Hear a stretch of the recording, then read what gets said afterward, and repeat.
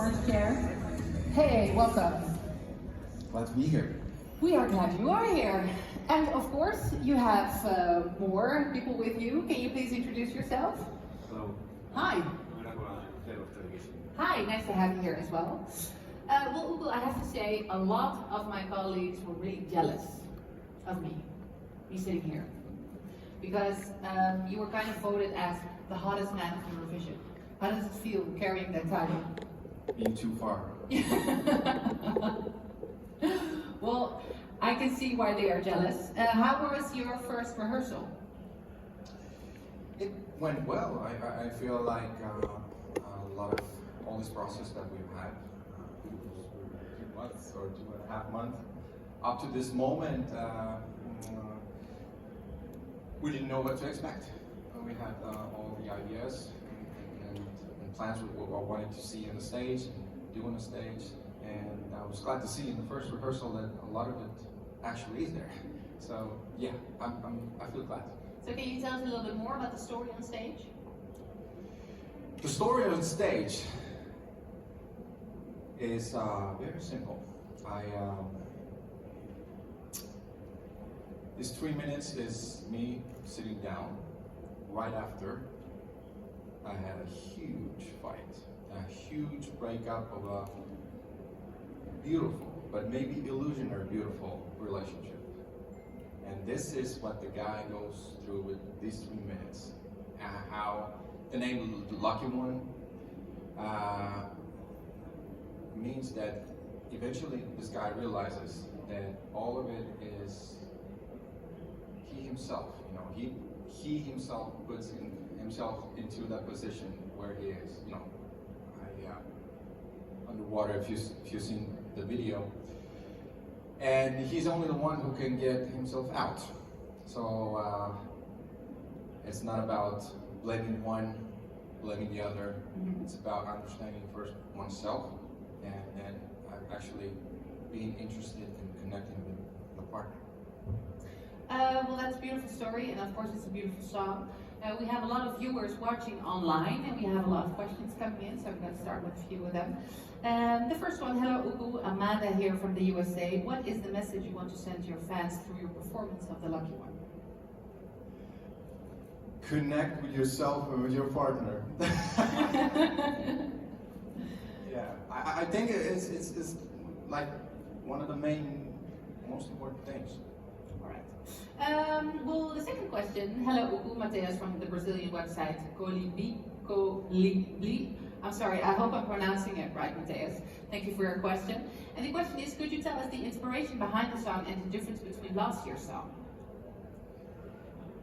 When last year's song, it was called What Love Is, was getting into that illusion. This song is now realizing it was an illusion. And actually, the next year's song is going to be What Love Was.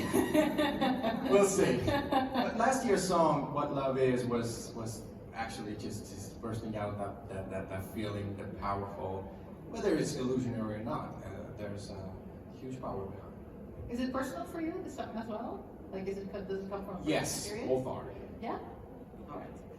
Because last year, it was more of an explosion, and maybe this year, it's more realizing that you have to reconnect with your partner. Exactly. We wanted to call it What Love Is 2.0, but Lucky One felt better. We have another question. Hello, Uku. Was it an easy decision for you to come back to the national selection after winning it in 2020?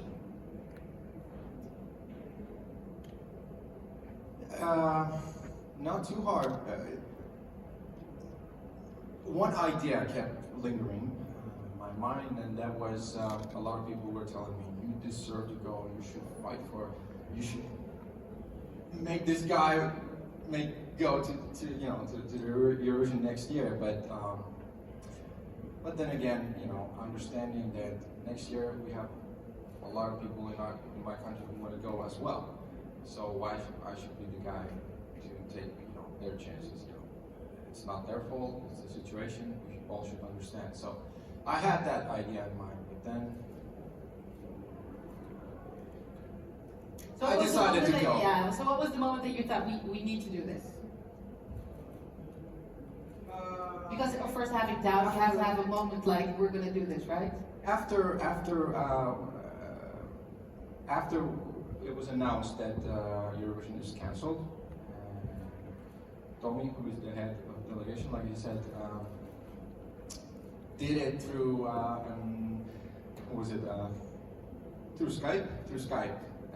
Of course. And in TV, like a surprise, he told me, Uku, you are officially now invited to the next national semi-final. So. Cool. The next question is from Rob from CNN. And the question is, do you think Eurovision is especially important for Europeans this year, given how difficult the past year has been? I believe so. I think it's important in a lot of ways. When we came to this building, the first brief we had was like a nice security briefing, and we were told that this Eurovision is very important for us to follow the rules and take it very seriously, because if we manage to pull it off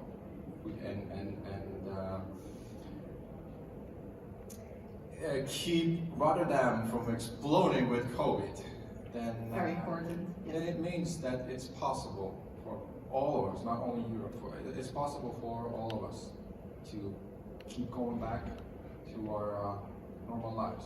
Of course, not the same way as before, but it's possible. And how about the emotional side for people again, you know, to enjoy music, to enjoy performances? I think people being craving for this. I always think that what if it happened, 20, 30 years ago only, when we didn't have social media to connect with each other, families, friends, people. We didn't have all these streaming places to get our entertainment, music, Netflix, all this. We are the lucky ones actually that it happened now, because I think it has helped us a lot. We should be actually thankful for this. Yeah. Good one, by the way, good one. Another question, Amanda here from BuzzFeed. And the question is, hello Uku, what would it mean to you if you won the contest this year and you brought Eurovision 2022 to Estonia? What it would mean to me? He would be in trouble. Would you? Would you be in trouble? Wow.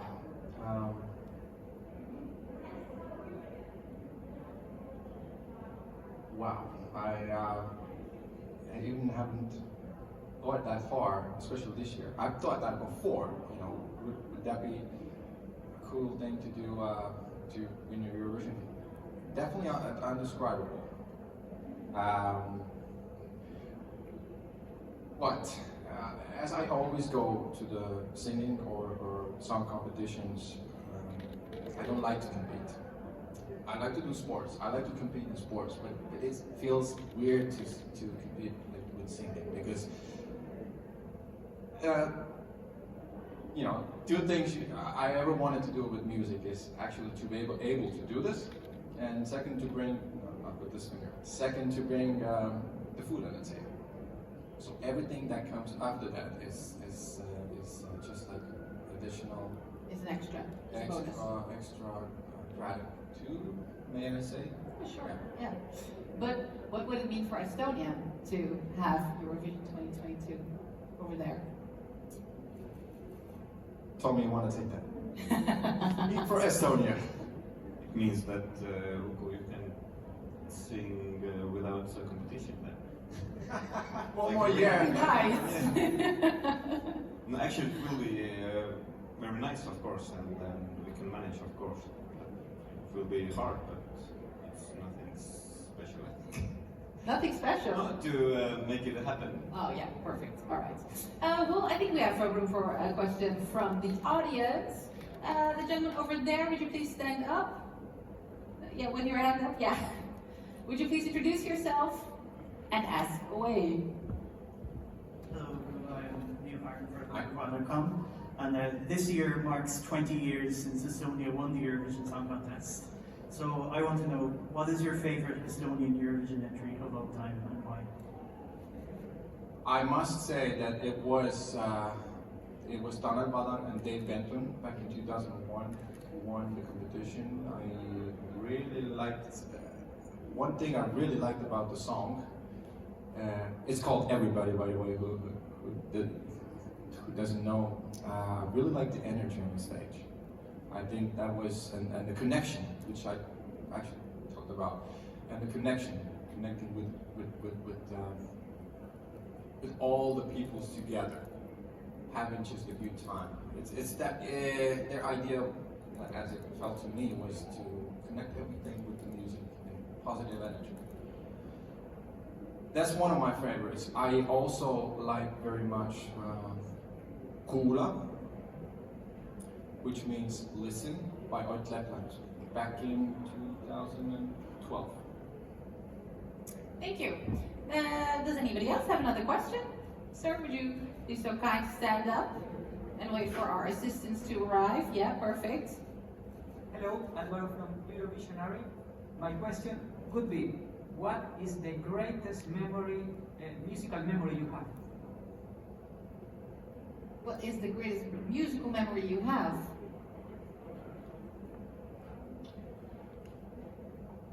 When I was very small, I have two sisters. I have three sisters. I used to have two sisters then. And my mom is a classical singer, but never worked a day. So she just studied classical singing, never worked a day. Because she was too self-critical and felt that she's not good enough.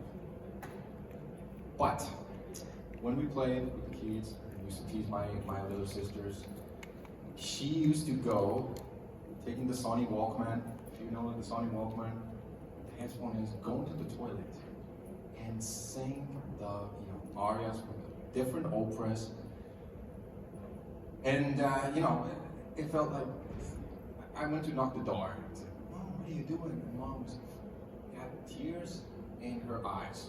And she said, "Wait, just a little bit more. I'm coming. She was singing. At that time, I did not understand, how can someone just go to the toilet and enjoy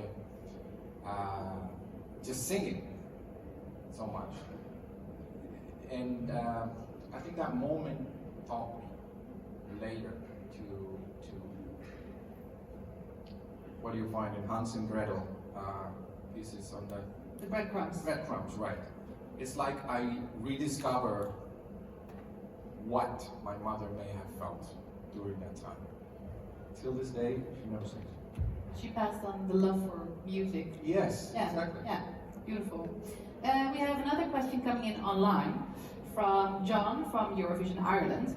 And the question is, who are your musical influences? And if you could duet with anyone, who would it be? If I could do a duet, I would do it with Stevie Wonder. Stevie Wonder, Whitney Houston, Brian McKnight. Ooh, Bruno Mars. You have them all lined up there, over there. Take six. But if I pick one, I always, if I ever had a chance, Stevie Wonder would be the choice.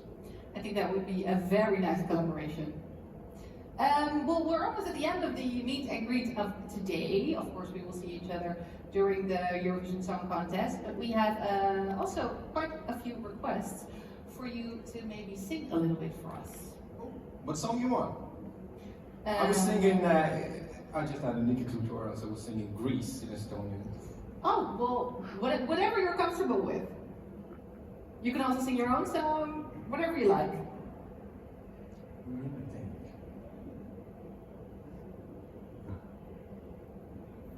I think we should have like a little... Oh, you want to come here? Let's sing together.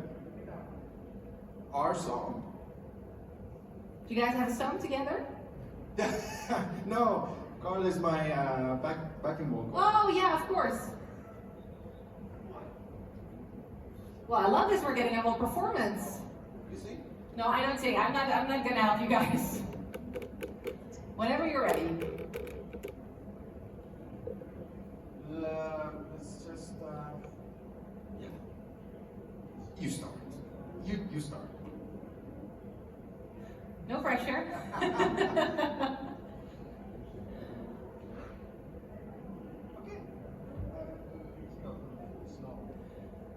Let's take it slow, okay?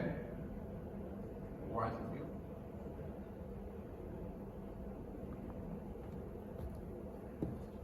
I can feel.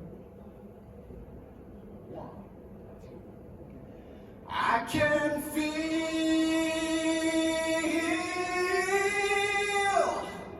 even though I'm numb, the change to come will hurt someone. I can see,